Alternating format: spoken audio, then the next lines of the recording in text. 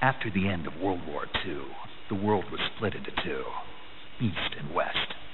This marked the beginning of the era called the Cold War.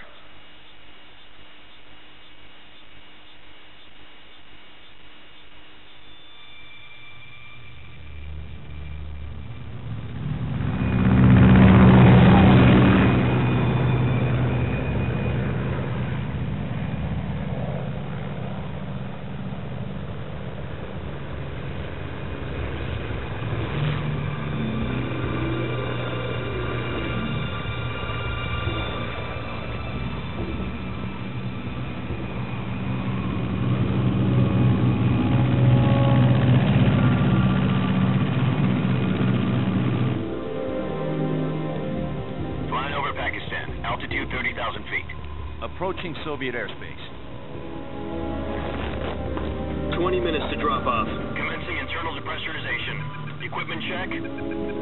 Arm main parachute. All right. You ready to go? Drop zone still showing a high pressure mass. Cav okay. Good. We've got high visibility.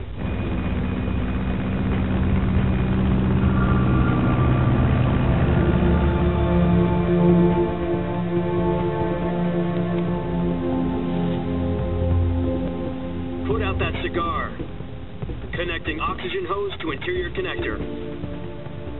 Put on your mask.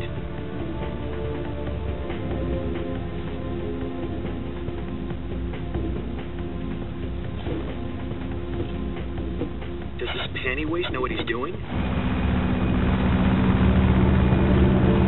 Approaching release point. 10 minutes to drop off. Hey, are you deaf? He said put out the cigar and put on your mask.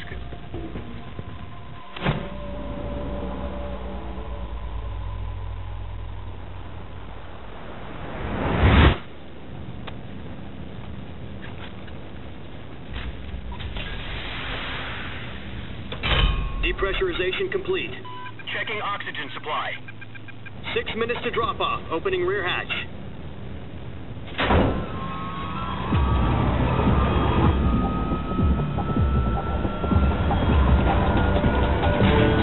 Sunrise.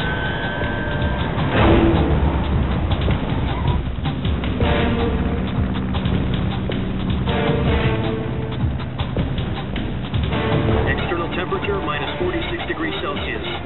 2 minutes to drop off. Stand up. You'll be falling at 130 miles per hour. Try not to get frostbite from the wind chill. 1 minute to drop off. Move to the rear. Activate bailout model. This is one for the history books. The world's first halo jump. 10 seconds to drop off. Stand by. Status okay. All green. Prepare for drop off. Countdown. 5, 4, 3, 2, 1. Spread your wings And fly. God be with you.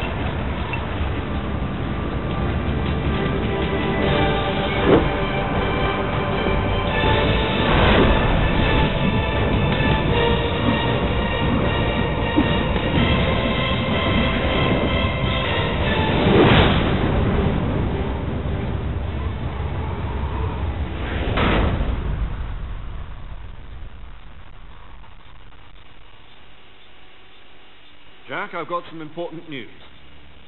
The head of the CIA has finally given us the green light for the virtuous mission. Virtual mission? No, the virtuous mission. The future of our Fox unit depends on it. If it succeeds, we'll be officially organized into a unit. Virtuous mission? Sounds like some kind of initiation ritual. You know, don't get cocky. This isn't a training op. Right. So what exactly is this wonderful mission? Well, about 2 years ago, a certain Soviet scientist requested asylum in the West through one of our moles. His name is Nikolai Stepanovich Sokolov. He's head of the OKB 754 Design Bureau, one of the Soviets' top-secret weapon research facilities, and the East's foremost expert on weapons development. Sokolov? Isn't he that famous rocket scientist? The very same. On April the 12th, 1961, the Soviets achieved the first manned spaceflight in history. The Earth was blue, but there was no God. Well spoken. The rocket that carried Yuri Gagarin to orbit was the A-1, known as the Vostok rocket. Sokolov is said to be the man most responsible for the multi-engine cluster used in that rocket. After Gagarin's flight, Sokolov left rocket development to become the head of the newly established Design Bureau. From a lowly technician to head of a design bureau, that's quite a success story. So why do you want to defect? It seems he'd become afraid of his own creations. Afraid? Call it a crisis of conscience.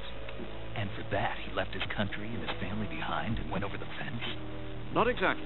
One of his conditions was that his family was also to be taken safely to the west.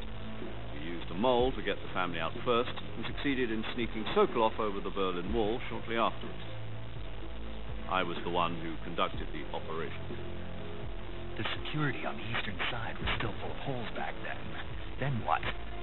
We got Sokolov over in one piece, but the whole ordeal had left him exhausted, and we checked him into a hospital in West Berlin. It took him 2 weeks and more than 600 miles to get from the research facility in the Soviet Union to Berlin.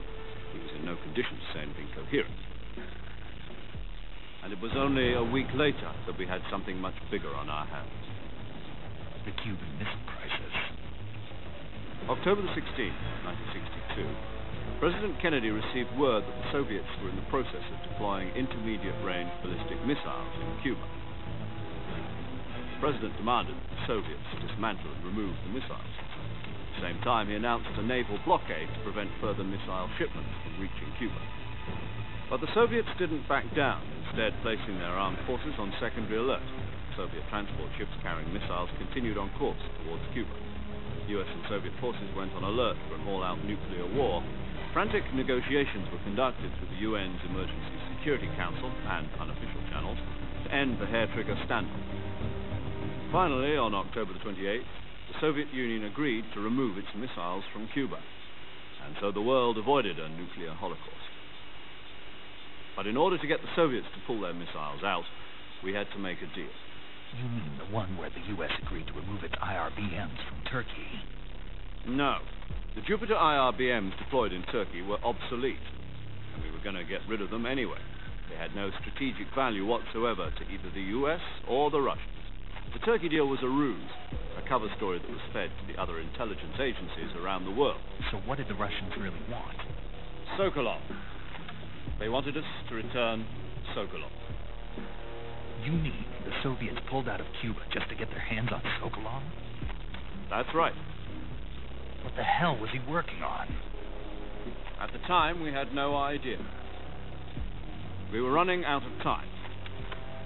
It was either give up Sokolov or risk full-scale nuclear war.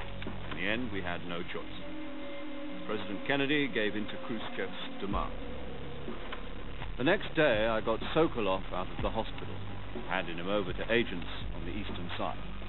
Sokolov kept on screaming, "Save me," until he disappeared from my sight.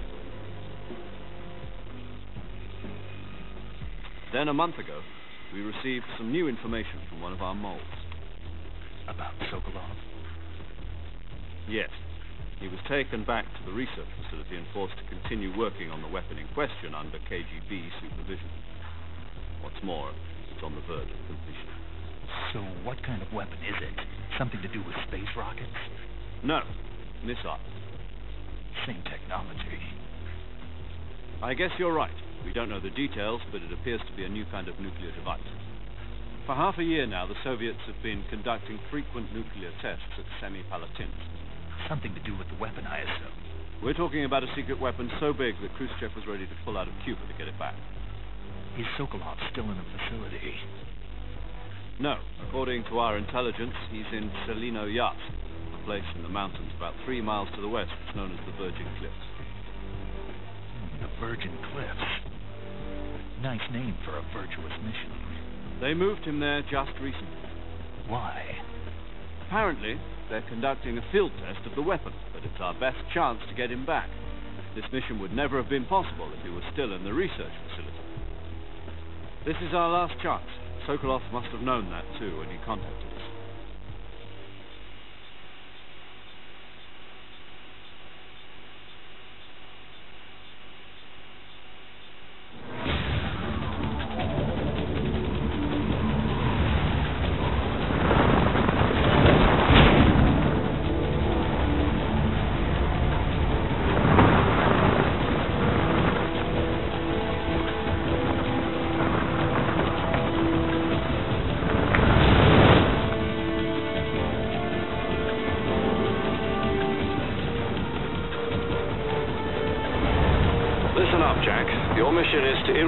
Selino-Yarsk in the Soviet mountains, ensure the safety of Sokolov and bring him back to the West.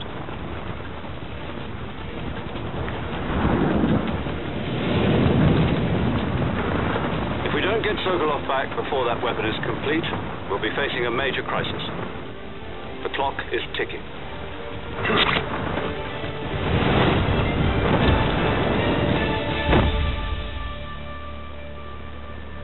Once we've confirmed the rescue of Sokolov, stand by at the recovery point. A recovery balloon will be dropped at that point. Helium will be pumped into the balloon to inflate it. The process takes about 20 minutes. Once it's complete, the gunship's arm will latch onto the balloon and pull it up. The Fulton surface-to-air recovery system. I'm familiar with the theory. Take it easy. It's been combat-proof. Do you think Sokolov is up to it? The shock will be less than during a parachute jump, and the arm can handle up to 500 pounds. So you're planning on going over the border in a single combat Talon? She's equipped with 2 6-barrel 20mm Vulcan cannons, as well as 2 40mm machine guns.